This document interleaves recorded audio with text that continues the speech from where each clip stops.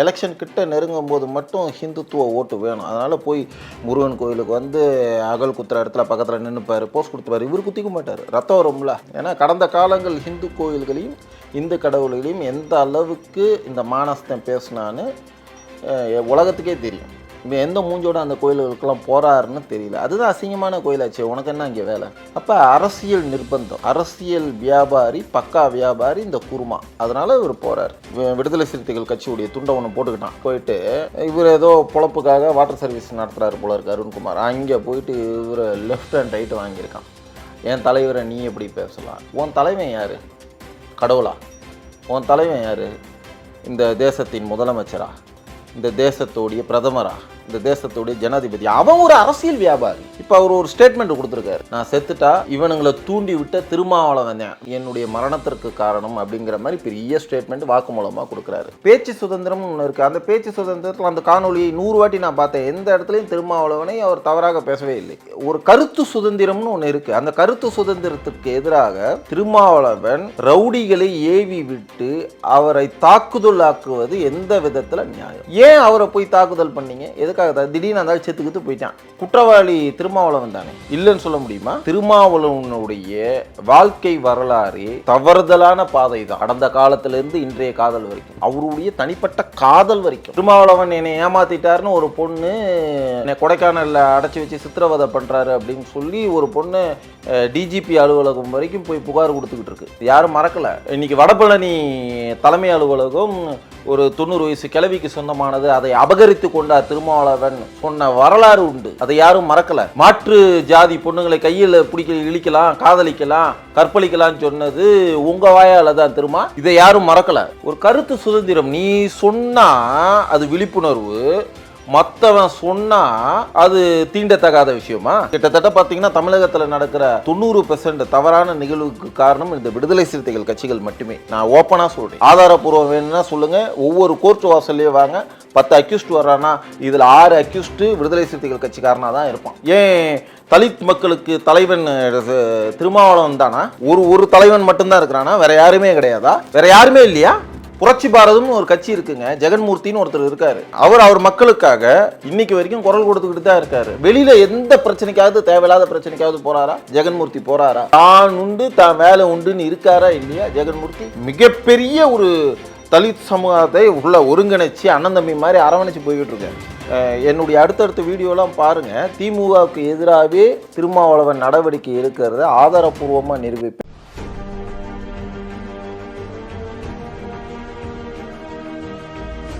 வணக்கம், நான் உங்கள் ஆகாஷ் சுதாகர். மேட்பாக்ஸ் சேனல் மூலியமாக உலக மக்களை சந்திப்பதில் நான் பெருமை கொள்கிறேன்.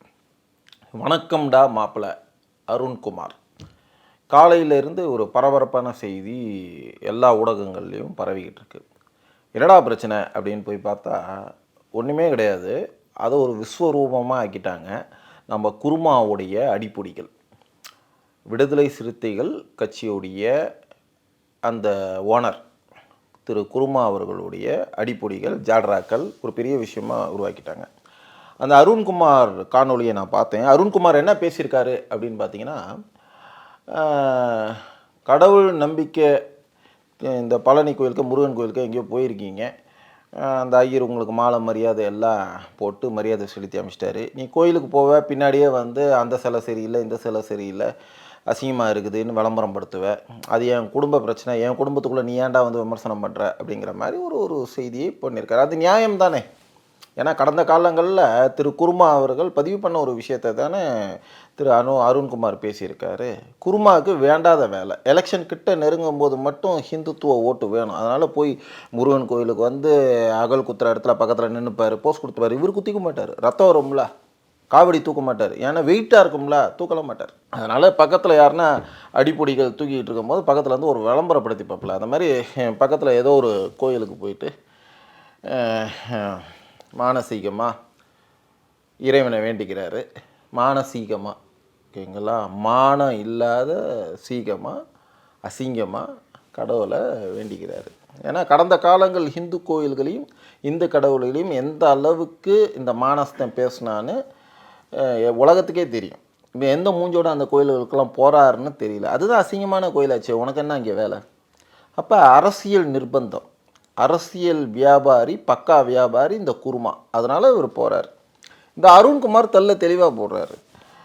எனக்கு இந்த ஓட்டு பிச்சை வேணான்னா நீ கிறிஸ்துவத்தையோ முஸ்லீம்ஸையோ எதிர்த்து நீ ஓட்டு பிச்சை கேட்க முடியுமா, பண்ண முடியுமா அப்படின்னு அவர் ஸ்டைலில் அவர் பேசுகிறார். அருண்குமார் ஸ்டைலில் அவர் பேசுகிறார். அந்த வீடியோ ஒரு வாட்டிக்கு 100 வாட்டி பார்த்துட்டேன், தப்பாகவே தெரியல. இதில் ஒரு அரலூஸ் ஒன்று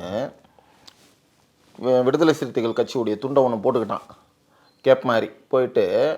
இவர் ஏதோ பொழப்புக்காக வாட்டர் சர்வீஸ் நடத்துகிறாரு போல இருக்கு அருண்குமார். அங்கே போயிட்டு இவர் லெஃப்ட் அண்ட் ரைட்டு வாங்கியிருக்கான். என் தலைவரை நீ எப்படி பேசலாம்? உன் தலைவன் யார்? கடவுளா? உன் தலைவன் யார்? இந்த தேசத்தின் முதலமைச்சரா?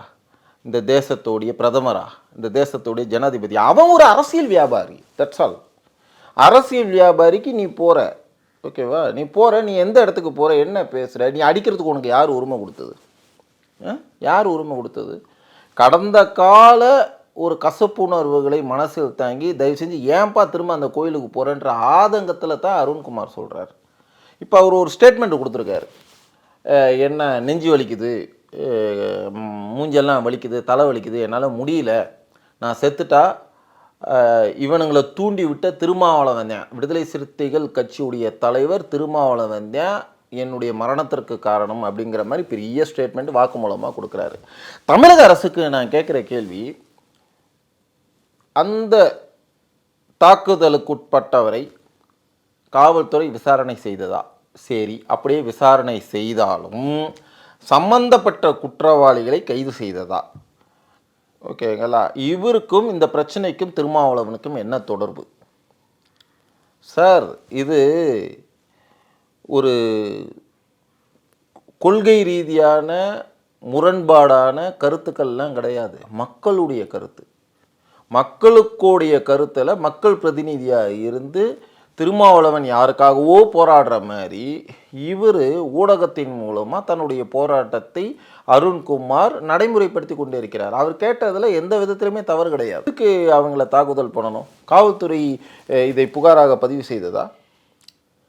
சட்டம் ஒழுங்கு எங்கே சீர்கெடுது பார்த்தீங்களா?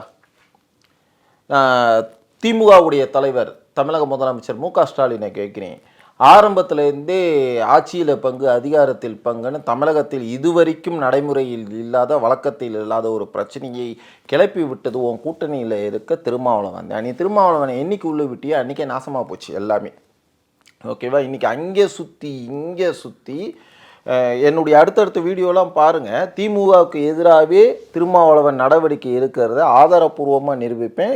இந்த வீடியோவுக்கு அடுத்த வீடியோவையும் நீங்கள் பாருங்கள், சரிங்களா? ஸோ ஆதாரப்பூர்வமாகவே இருக்கும். ஸோ முதலமைச்சர் என்னைக்கு விழித்து கொள்ள போகிறார்? முதலமைச்சருக்கு தான் வயசாகிடுச்சு, ஓகே ரிட்டையர்டு. என் அருமை தம்பி உதயநிதி ஸ்டாலின் துணை முதலமைச்சர், இன்றைக்கி ஆக்டிங் முதலமைச்சர், ஏன் நடவடிக்கை எடுக்க தயங்குறாரு சொல்லுங்கள்? ஒரு கருத்து சுதந்திரம்னு ஒன்று இருக்குது. அந்த கருத்து சுதந்திரத்திற்கு எதிராக திருமாவளவன் ரவுடிகளை ஏவி விட்டு அவரை தாக்குதலாக்குவது எந்த விதத்தில் நியாயம்? ஓகேங்களா? எந்த விதத்தில் நியாயம்? நீ ஒரு கருத்து சுதந்திரம் சொல்கிற, கோயிலில் இருக்க சில எல்லா அசிங்கன்ற, அது கருத்து சுதந்திரம்ன்றீங்க. நாங்களாம் அக்செப்ட் பண்ணிக்கணும். இல்லைன்னா எங்களை கேமாளி, கோமாளி, திராவிடத்திற்கு எதிரானவர்கள், ஆட்சி அதிகாரத்துக்கு எதிரானவர்கள், அப்படி நக்சலைட்டுகள், தீவிரவாதிகள், ஹிந்துத்துவாதிகள், சங்கிகள், என்னென்னமோ நீங்கள் XYZ நீங்கள் போடுறீங்கல்ல, அதையும் இந்த உலக பத்திரிகையாளர்கள் எல்லாம் விளம்பரப்படுத்துகிறாங்க. ஏன்னா நீ ஒரு கட்சி தலைவர், நீ ஒரு MP, ஓகேவா? தவறு இது. காவல்துறையை பொறுத்த வரைக்கும் நான் அண்டர்லைன் பண்ண சொல்கிறது யாருன்னு கேட்டிங்கன்னா காவல்துறையை தான். மிகப்பெரிய தவறு. ஏன்னா இந்த ஒரு பிரச்சனை வரும்போது இதை அணைக்கும் விதமாக சம்பந்தப்பட்ட குற்றவாளியை நீங்கள் கைது செய்திருக்கணும். பேச்சு சுதந்திரம்னு ஒன்று இருக்குது. அந்த பேச்சு சுதந்திரத்தில் அந்த காணொலியை 100 வாட்டி நான் பார்த்தேன். எந்த இடத்துலையும் திருமாவளவனை அவர் தவறாக பேசவே இல்லை. நான் பேசுவதுக்குள்ளே சில பேருக்கு கோபத்தை உண்டு பண்ணலாம். ஆனால் அருண்குமார் பேசுகிறது எந்த விதத்திலுமே கோபத்தை உண்டு பண்ணாது. யதார்த்தமான ஒரு பேச்சு தான் அவருடைய பேச்சு. ஏன் அவரை போய் தாக்குதல் பண்ணீங்க? எதுக்காக? திடீர்னு அந்த செத்துக்கிட்டு போயிட்டான். குற்றவாளி திருமாவளவன் தானே, இல்லைன்னு சொல்ல முடியுமா? குற்றத்தை ஏற்றுக்கொண்டு இவங்கெல்லாம் தியாகி ஆகிடுவாங்களா? உன்னுடைய தொண்டர்கள்லாம் குற்றத்தை ஏதாவது ஒன்றுன்னா, ஆமாயா நாங்கள் தான் அடிச்சிட்டோம், நாங்கள் தான் குத்துனோம் அப்படின்னு சொல்லிட்டு இவனுங்க ஜெயிலுக்கு போனால் இவனுங்களாம் தியாகிகளா? ஏதோ ஒரு மேடையில் விடுதலை சிறுத்தைகள் கட்சியோடைய வெள்ளி விழா, பொன் விழா, வைர விழா, ஏதாவது ஒரு விழாவில் இந்த கொலகார பாவிகளுக்கெல்லாம் ஒரு கிரீடம் கொடுத்து ஒரு ஒரு சால்வை அணிவிச்சு இவங்களை தியாகிகளை ஆக்கிடுவீங்க. திருமாவளவனுடைய வாழ்க்கை வரலாறு தவறுதலான பாதை தான். கடந்த காலத்திலேருந்து இன்றைய காதல் வரைக்கும் அவருடைய தனிப்பட்ட காதல் வரைக்கும் நிறைய விஷயம் இருக்குது. ஆமாம், திருமாவளவன் என்னை ஏமாற்றிட்டாருன்னு ஒரு பொண்ணு என்னை கொடைக்கானலில் அடைச்சி வச்சு சித்திரவதை பண்ணுறாரு அப்படின்னு சொல்லி ஒரு பொண்ணு டிஜிபி அலுவலகம் வரைக்கும் போய் புகார் கொடுத்துக்கிட்டு இருக்கு. இது யாரும் மறக்கலை. இன்றைக்கி வடபழனி தலைமை அலுவலகம் ஒரு 90 வயசு கிழவிக்கு சொந்தமானது, அதை அபகரித்து கொண்டார் திருமாவளவன் சொன்ன வரலாறு உண்டு. அதை யாரும் மறக்கலை. மாற்று ஜாதி பொண்ணுங்களை கையில் பிடிக்க இழிக்கலாம், காதலிக்கலாம், கற்பழிக்கலான்னு சொன்னது உங்கள் வாயால் தான் திருமா. இதை யாரும் மறக்கலை.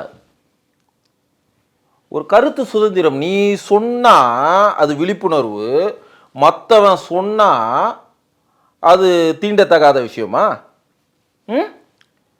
தப்பு குருமா. காவல்துறையும் தமிழக அரசும் விழித்து கொள்ளுமா? நான் இப்போ கேட்குற கேள்வி அதுதான். கிட்டத்தட்ட பார்த்தீங்கன்னா தமிழகத்தில் நடக்கிற 90% தவறான நிகழ்வுக்கு காரணம் இந்த விடுதலை சிறுத்தைகள் கட்சிகள் மட்டுமே. நான் ஓப்பனாக சொல்கிறேன்.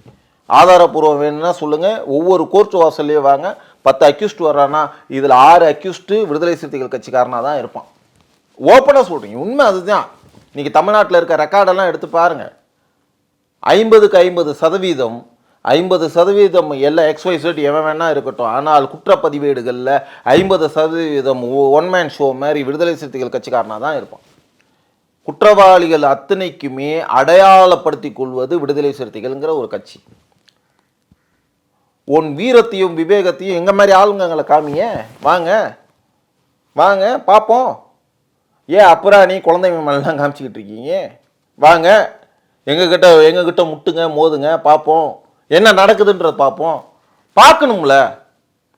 காவல்துறை இதுக்கு ஒரு முற்றுப்புள்ளி வைக்கவில்லை என்றால் மிகப்பெரிய ஒரு போர் நடக்கும். உண்மை அதுதான். உண்மை அது.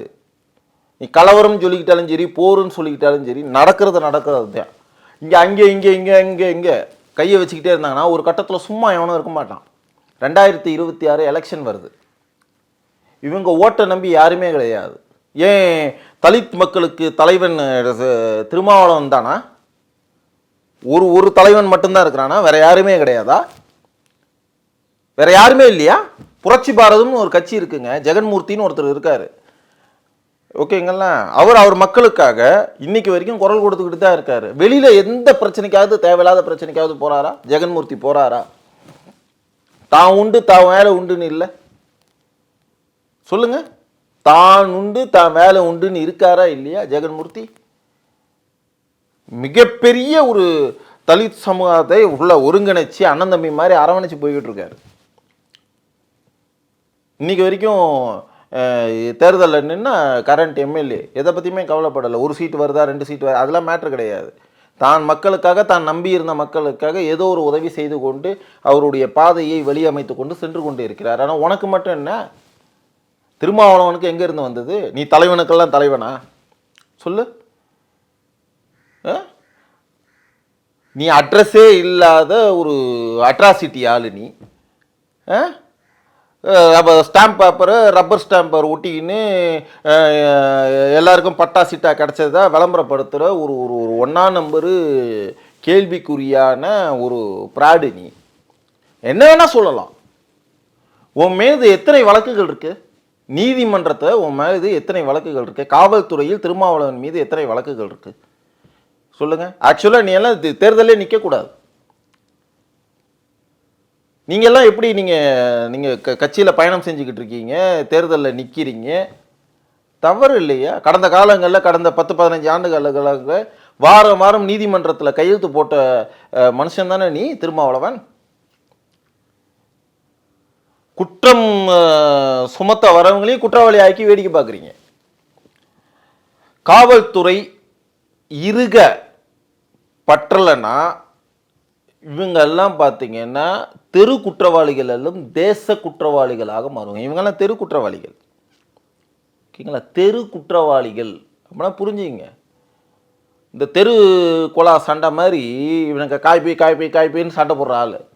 இவனுங்களெல்லாம் தேச தீவிரவாதிகள் மாதிரி சித்தரிச்சிடாதீங்க. ஓகேங்களா? நீ இன்னைக்கு வேறு சமூகத்தை சேர்ந்தவர்கள் வேறு மாதிரி யோசிச்சாங்கன்னா இவங்கெல்லாம் காணாமல் போயிடுவாங்க. அந்த ஒரு நிலைக்கு தள்ளாதீங்க.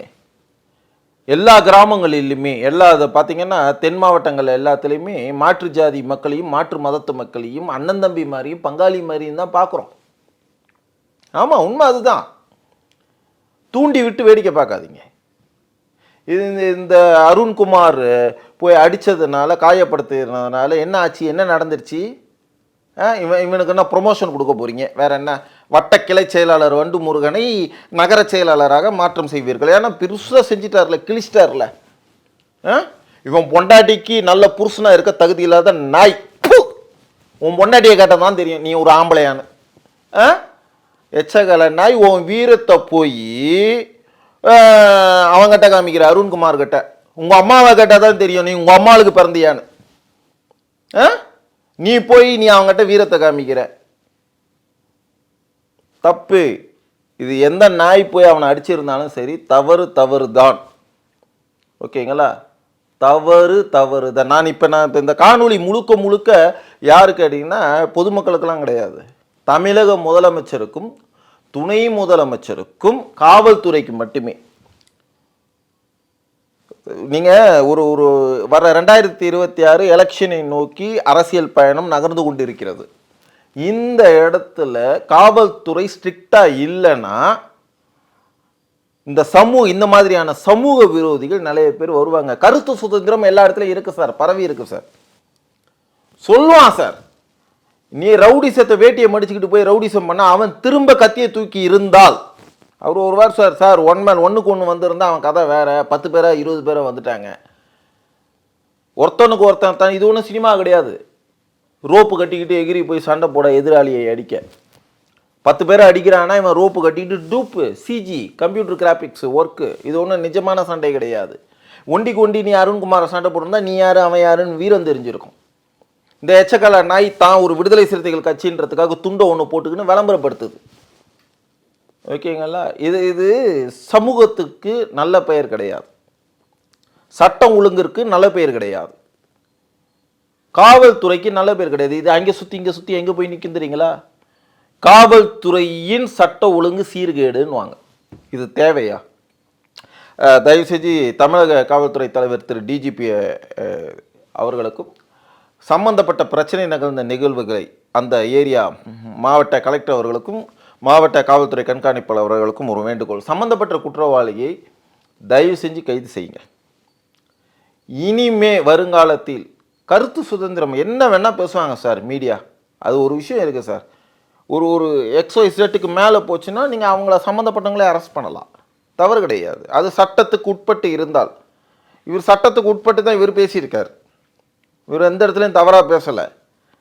இவன் சட்டத்துக்கு அப்பாற்பட்டு போய் இவன் பார்த்தீங்கன்னா இவன் போய் தாக்குதல் பண்ணியிருக்கான்னா தமிழ்நாடு அரசும் காவல்துறையும் தகுந்த நடவடிக்கை எடுக்க வேண்டும். இல்லை என்றால் திராவிட முன்னேற்ற கழக தலைமையிலான மு.க. ஸ்டாலின் தலைமையிலான உதயநிதி ஸ்டாலின் தலைமையிலான தமிழ்நாடு அரசுக்கு மட்டுமே மிகப்பெரிய அவப்பெயர். இதை தயவு செஞ்சு காவல்துறை மு.க. ஸ்டாலினுக்கு தலைவு குனிவை ஏற்படுத்திடாதீங்க. சரிங்களா? இந்த மாதிரி தருதலைங்களெல்லாம் ஆரம்பத்திலே தட்டி விட்டிங்கன்னா தான் இவன் கூட்டணி கட்சி இவனை தட்டலாமான்லாம் நினைக்காதீங்க. தட்டி வைங்க. தட்டி வச்சிங்கன்னா தான் தப்பு ரைட்டு எதுன்னு எவனுக்குமே தெரியும். ஓகேங்களா? இனி இது இல்லைன்னா இது ஒரு ஜாதி பிரச்சனையாக மாறும், மத பிரச்சனையாக மாறும், காலப்போக்கில் இது ஒரு கலவரமாக கூட மாறும். ஸோ நல்லது என்றால் நல்லது செய்வோம், தீயது என்றால் தீயதும் செய்வோம். ஓகேங்களா? நாங்கள் காந்திஜியாக இருக்கிறதும் நேதாஜியும் மாறதும் தமிழ்நாடு அரசும் காவல்துறையும் கையில் தான் இருக்குது. நன்றி, வணக்கம்.